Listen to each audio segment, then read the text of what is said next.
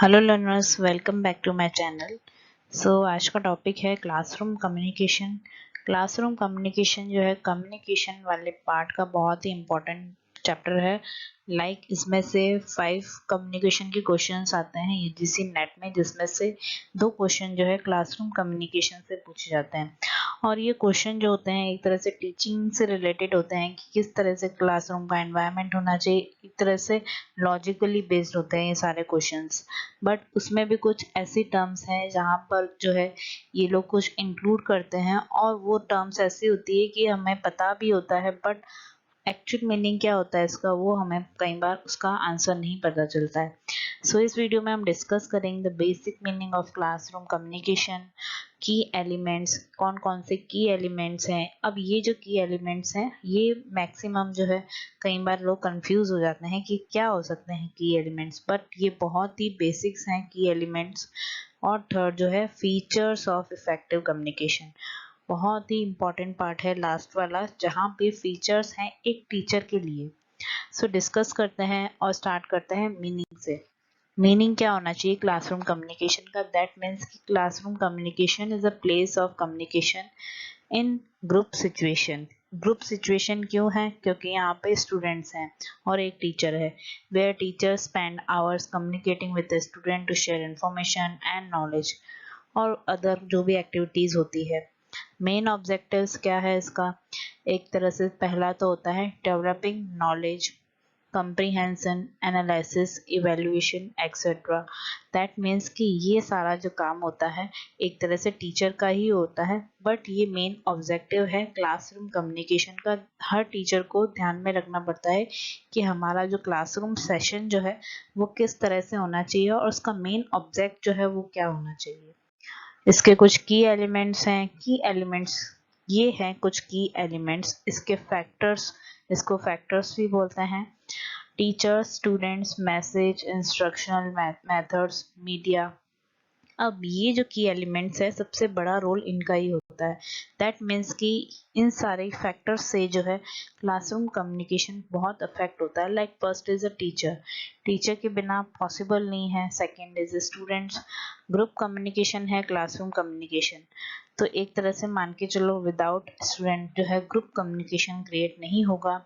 उसके बाद में है थर्ड मैसेज। मैसेज जो है वो एक अच्छा जो है एनवायरनमेंट क्रिएट करता है कि टीचर की तरफ से मैसेज और उसके साथ साथ स्टूडेंट की तरफ से फीडबैक, एक तरह से वो पार्ट होता है मैसेज का। और फोर्थ है इंस्ट्रक्शनल मेथड्स। दैट मीन्स कि टीचर कौन कौन से जो है इंस्ट्रक्शनल मेथड्स जो है वो यूज करता है अपने टीचिंग प्रोसेस में। फिफ्थ है लास्ट मीडिया, जो आजकल की जो टीचिंग प्रोसेस है क्लासरूम एनवायरनमेंट में इंक्लूड किया जाता है।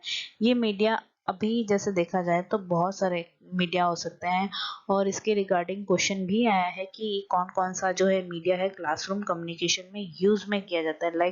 अगर पहले जो है ब्लैक बोर्ड यूज में किया जाता तो अब जो है एक दूसरे तरह का बोर्ड जो है वो यूज में किया जाता है, और उसको बोलते हैं बुलेटिन बोर्ड, और ऐसा ही करके कुछ नेम्स हैं इनके अलावा।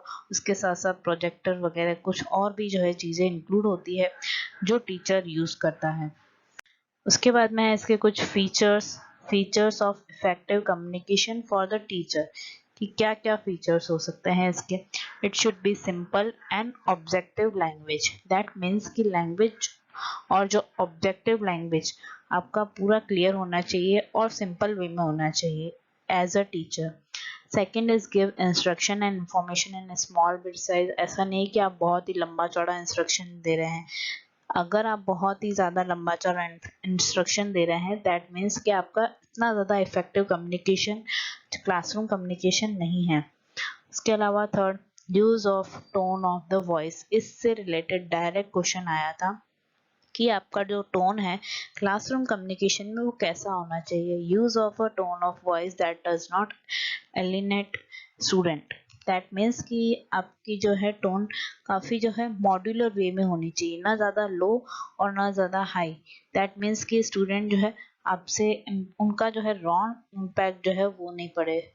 फोर्थ है be careful not to talk for too long at a stretch. That means कि एकदम आपको केयरफुली बोलना है। ऐसा भी नहीं आप बहुत ही ज़्यादा इंस्ट्रक्शन दे रहे हैं, बहुत ज़्यादा उसको लेंदी वे में एक तरह से पढ़ा रहे हैं। फिफ्थ है स्पीक रिस्पेक्टफुली टू स्टूडेंट्स, कि आपको जो है एक तरह से लैंग्वेज पे भी कमांड करना है, उसके साथ साथ आपकी जो स्पीकिंग जो है वो भी अच्छी करनी है, और उसके साथ साथ स्टूडेंट के साथ एक रिस्पेक्टफुली वे में उनसे बात करनी है, तभी उनका जो रिप्लाई आएगा, फीडबैक जो आएगा वो एक अच्छे वे में आएगा। Next is ask students to feedback to you informally and respectfully, how you come across when you talk. That means कि एक तरह से स्टूडेंट से जो है अपना फीडबैक भी मांगना, ये भी सबसे बड़ा जो है क्लासरूम कम्युनिकेशन का अच्छा एग्जाम्पल है। उसके बाद में यूज़ ऑफ टेक्नोलॉजी, ताकि क्लास जो है काफ़ी इंटरेस्टिंग लगे बच्चों को। और इसका भी क्वेश्चन आया था कि क्या टेक्नोलॉजी का यूज़ करना क्लासरूम कम्युनिकेशन में इफेक्टिव है या फिर नहीं है, असर्शन एंड रीज़न का। एंड देन है proper planning and designing communicational attributes, एक तरह से प्रॉपर डिज़ाइनिंग होनी चाहिए हर तरह की, कि आप नेक्स्ट डे क्या पढ़ाओगे और उसके बाद में फर्दर जो है आपकी प्लानिंग और डिज़ाइनिंग किस वे में होनी चाहिए। ये एक टीचर का भी वो जो काम रहता है कि अगर आप किसी यूनिट्स को भी कंप्लीट करवा रहे हो तो किस वे में आपकी प्लानिंग जो है वो इम्प्लीमेंट होनी चाहिए। देन है आपका developing communication skill among the learner, that means कि आपकी खुद की कम्युनिकेशन के साथ साथ आपको स्टूडेंट की जो कम्युनिकेशन है उस पर भी जो है ध्यान देना पड़ता है कि उनकी कम्युनिकेशन भी डेवलप हो रही है या फिर नहीं। उसके बाद में लास्ट है teacher must try best to create proper physical, social, psychological environment in the classroom. ये है आपके 10 फीचर्स, जिसमें से मैक्सिमम एक क्वेश्चन जो है वो NTUGC नेट में पूछा जाता है एज अ असर्शन रीजन या फिर एक डायरेक्टली वे में क्वेश्चन। अब इसमें किस तरह से क्वेश्चन पूछे जाते हैं वो भी मैंने बीच बीच में आपको बताया था कि इन्होंने मीडिया का एक क्वेश्चन पूछा था, लाइक अभी 7th पॉइंट है यूज ऑफ टेक्नोलॉजी, इसका जो है वो क्वेश्चन पूछा था। और इसी तरह से इन्होंने एक तरह से जनरल वे में क्वेश्चन पूछे थे, कई बार इनका जो है आंसर जो है लोग गलत दे देते हैं, बट अगर आपको प्रॉपर मीनिंग पता है, देन आप जो पूरा कॉन्सेप्ट वाइज अगर आप क्लियर हैं, देन आप इसका जो क्वेश्चंस है वो करेक्ट करके आ सकते हैं। Thank you for watching this video.